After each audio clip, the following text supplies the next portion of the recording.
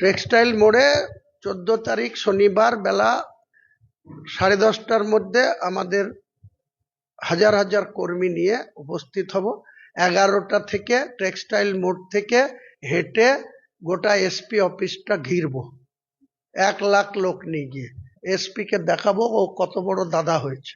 ও এখানে মানুষের জমি জায়গা নিয়ে ও অ্যাসেসমেন্ট করছে। ও এখনো স্টেটমেন্ট করেছে যে যারা যারা বেআইনি রোজগার করেছে, তো এতদিনও কোথায় ছিল কটা বেআইনি রোজগার। আমার যে সব মেয়ের নামে জমি জায়গা, এমন বাহাদুর পুলিশ অফিসার যেখানে বিল্ডিং আছে, কনস্ট্রাকশন আছে, সেই কনস্ট্রাকশনের ল্যান্ড ফ্রিজ করেনি, বিল্ডিং ফ্রিজ করছে। এই তো হচ্ছে এদের দক্ষতা, এই তো হচ্ছে এদের চামচাগিরি করা। তার কলার ধরে জবাব নেব 14 তারিখে, কলার ধরে। আর ওই অতনু দাস কি করে লালগোলার মুসলিমদের উপরে এত অত্যাচার করে, 50টা মুসলিম ফ্যামিলির লাইফ শেষ করেছে। 20 কোটি টাকা বেআইনি ভাবে ওই মাদক ব্যবসায়ীদের কাছ থেকে টাকা তুলেছে।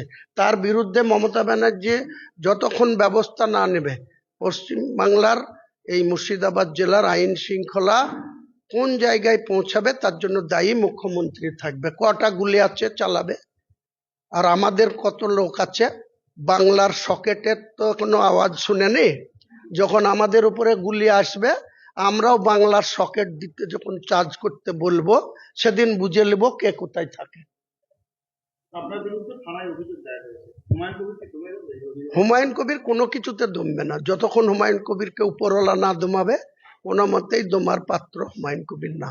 উপরওয়ালা যেদিন মনে করবে হুমায়ুন কবিরকে ডেকে নেবে, স্বেচ্ছায় কবরে চলে যাবে, কোনো পরোয়া করে না।